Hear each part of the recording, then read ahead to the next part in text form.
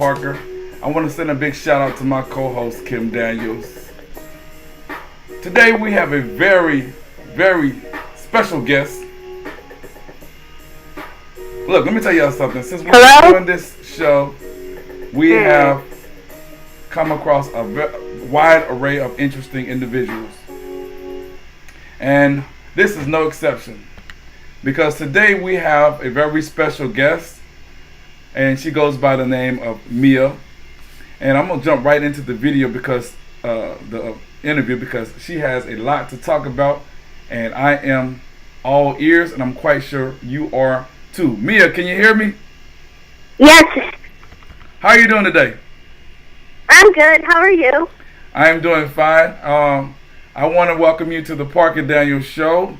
And just for my sake, can you give a big shout out to Kim Daniels, my co-host? Can you say, what's up, Kim? What's up, Jimmy? No, what's up, Kim? Sorry. That's okay. Say, what's up, Kim Daniels? What's up, Jim Daniels? Okay. Anyway, we're going to jump into the video and movie. I don't know why I keep saying video and movie. This has been a long day. But we're going to jump right into the interview and allow Mia to tell us her story. So without further ado, Mia, can you just give the audience a brief introduction about where you're from and all that good stuff? Yeah. My name is Mia Strayer. I'm from Chicago, Illinois. Originally I'm from Romania. You're from Romania. Tell us about that particular time of your life, if you can remember, or you were older when you moved from Romania. I was about 3, so I was a crib baby in Romania. I was born very prematurely. We don't know if my Romanian parents are still alive, unfortunately. We have no history, no medical history for my family. But we do know that my family was gypsies. Okay. Well, you moved to the United States at what age? We think 3. Did you live any other places? Any places? What particular places did you live in the United States that you can remember? Because I know you were young then. I remember all of them, but I don't remember like the first 2 because I was so little. I don't really remember it. But my mom and dad moved a lot because my dad makes ice cream for a living. Oh wow! Which is the best dessert in the world. Okay. Well, what places have you lived in? You want to share with the audience? Let's see. We lived in California. We lived in Iowa. We lived in Utah, and we lived here in Chicago. We lived here in Illinois for 15 years, I think. Utah for 10, and I don't remember the other 2. I don't remember how long because, we didn't stay very long. That's okay. So you settled in Chicago, Chi-Town, right, with home of the Bulls. That was my favorite team back then. I don't have a team right now, but you reside currently in Chicago? Yes, but my family lives in Rockford. My mom and dad do. Okay. Well, prior to us recording, you were telling me about a particular community that you lived in, a special type of community. Why don't you share with the people about that particular community, elaborate on what it's about and who can live there and things of that nature? Yeah. This community is called Freedman Place. It's a community for adults with vision loss who are blind or visually impaired, and you must be 22 and up to get in. You can have other disabilities, but you mainly have to be blind or visually impaired to get in. And how long have you been living there, Mia? 4.5 years. This year will be this January 2nd will be my 5th year of being here. You like it over there? Do you like it? It's nice. It's very nice. What do they offer? Like, what kind of services do they offer to individuals who are impaired? Well, they have CCTVs. They have a talking CCTV. They have Braille. They have large print menus. They have Braille and large print calendars. And they have kind of, your basics. So it's a wide array of services that they offer individuals who depending on what kind of impairment they have, right? Yeah, they have Braille. They have computer services. You know, they have a computer guy that comes in and teaches computer classes twice a week. And I'm also very tech savvy, so if I have trouble, I can ask my computer friend, and he's very nice. I'm friends with most of the people here. Okay. So, of course, you are visually impaired. Am I correct to say? Yes, I have one functioning eye. Well, tell us about your condition if you can, and just elaborate on that. And maybe you also told me that there are other conditions that you are facing. But right now, let's just focus on the visually impaired portion. Okay.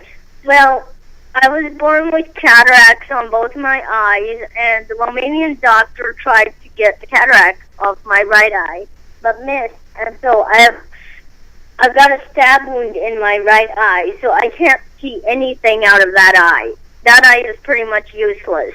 So I have technically one functioning eye, and I wear ridiculously thick glasses. They're called Coke bottle glasses, if you've ever heard of those. Yes, I'm familiar with that negative term, but we're gonna for the sake of this interview, we're gonna call them glasses. You said the Romanian doctor tried to remove it. How did he do that? Medical? Was it, or he just tried? I don't know. Honestly, I don't remember. I was in the orphanage at that time. I don't remember anything before my birth. I don't remember anything before my birth. Oh wow, man. So what other conditions do you have? If you want to elaborate on those, can you? I have cerebral palsy, which messes with my joints and balance. I have something called PVL, or periventricular leukomalacia. It's a big word, huh, Mia? Huh? I said that's a big word, huh? Can you say that again? Because that's a tongue twister for me. It is. Trust me. It's called periventricular leukomalacia. Mm-hmm. It basically means I have dry spots in my brain, all over my brain. So it makes it harder for me to learn things. Okay. Well, you've learned how to text and things of that nature, so it's not too severe, is it? Not? Well, it affects different areas in my brain. It can affect, some days it can affect my vision. In some ways it affects my vision. In some ways it affects my balance. And also that's the CP part too, which can affect my balance. Okay. But mostly, I think part of it was due to the PVL, which caused the CP, but we're not sure because I was in Romania for 3 years and I was a crib baby. So I didn't get out and I didn't get to play on the ground or anything. So I didn't really get that. And that was going to be my next question. Were you an active child? Did you play with your siblings at any We don't. To be honest, we don't know if I have any naturally Romanian siblings. Sorry, that's okay. A little tongue-tied there. That's okay. It's late in the evening, so I understand. We good. Go ahead. Yeah, we don't know if I have any Romanian siblings, brothers, sisters, aunts, uncles. We don't know because my family was Romanian gypsies, and they just dropped me off in the orphanage, and I never got. I don't remember anything after that. Wow. Except for after that, I do remember kind of coming over to America, but, my family knows more about that than I do. You ever ask them any questions about it? Yeah, but I don't it never really sunk in due to the PVO. It makes it harder for me to remember some things, like being in the orphanage and stuff like that. So how with that being said, how supportive were your parents?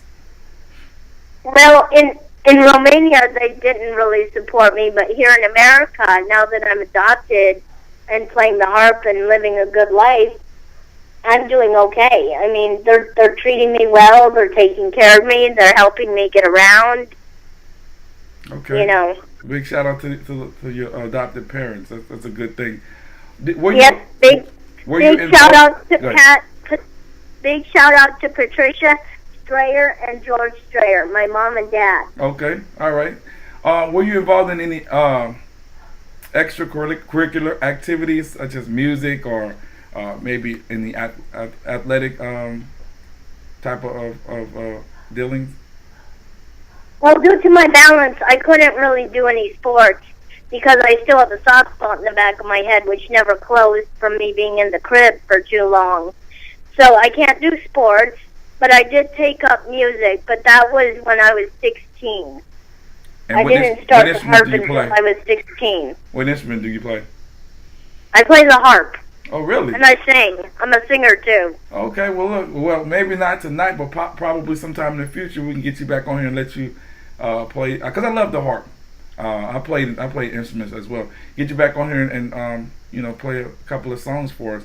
So throughout all these different conditions and what have you that you have, tell us, Mia, what has kept you in a positive mode? Because I haven't met you, but just the vibe that I have from you is a positive feeling. So tell the people and me what has kept you to be positive and just my strong Christian faith in Jesus Christ as my Lord and Savior.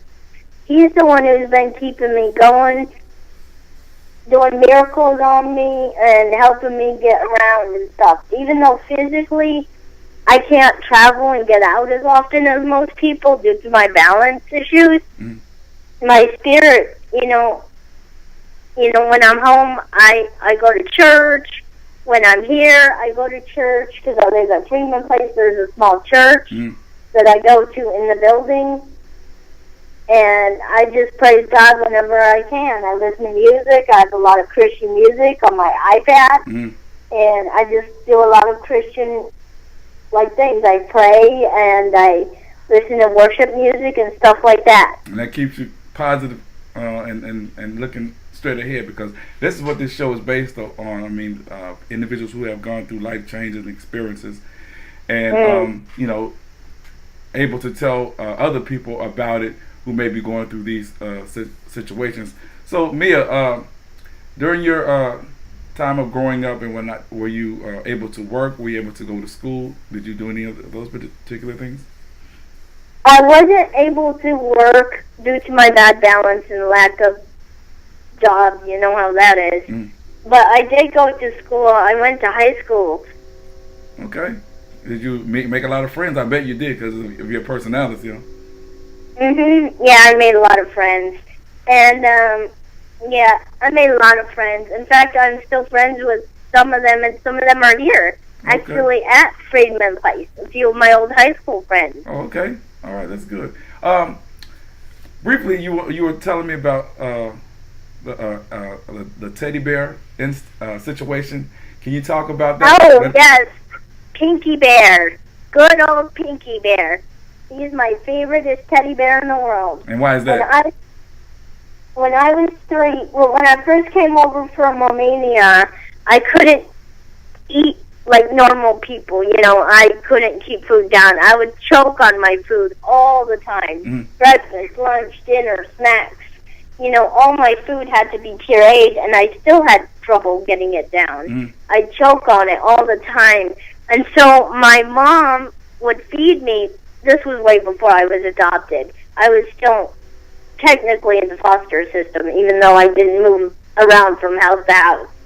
But I was with my mom and dad at that time. My adoptive parents, even though they weren't technically them yet.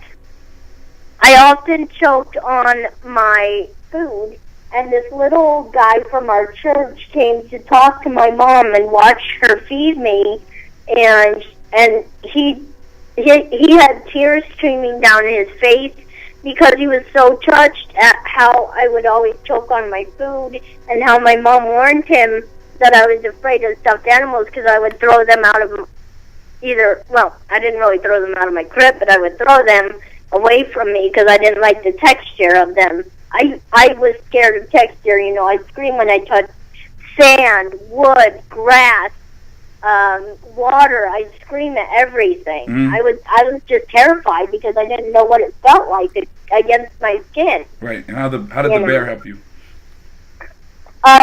Well, I don't know. Somehow he helped me. my mom warned the guy that I would throw the bear away from me and wouldn't cuddle it, but she was wrong. From that day on, I've loved that little pinky bear. Still have it? Unfortunately, we lost that original bear, but I got another one. Okay. Was there's nothing like the original though, right? So many Well, memories. yeah, I always have him in my memories, and I have pictures of him. Okay. So, getting back to your vision before we close, are you able to see at all? Only out of one eye. I only have color vision, and I don't see anything far away. Okay. So what's in store with you? What's in store for you? The rest of your life in terms of what are you planning on doing? Like working. You say you can't work, but are you planning on doing any like music, any type of working, getting any bands or things like that? What do you plan? Well, I don't know if I'm really going to ever get a job, but my mom wants me to eventually start selling my artwork because I make these gorgeous flower wreaths.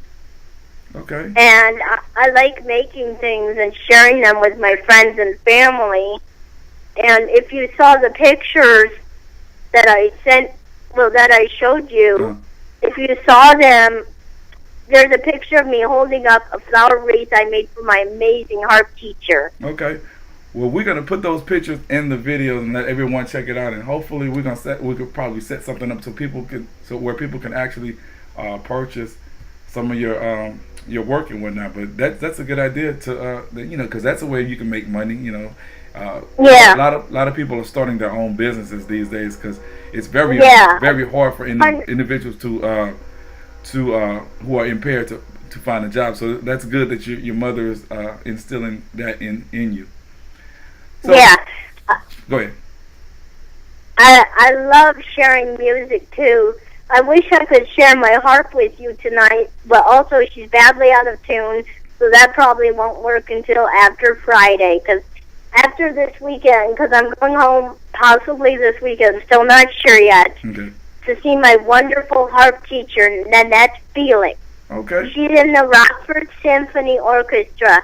Shout out to Nanette. Okay. Harp. Well, before we conclude, do you have any words of encouragement for any individuals who may be going through the same thing that you're going through, and maybe feeling how kind of on the negative side? What can you tell them to inspire them? Because your story is very inspirational. I really enjoyed the chance to talk with you. So give them some positive stuff, because that's what this show is all about.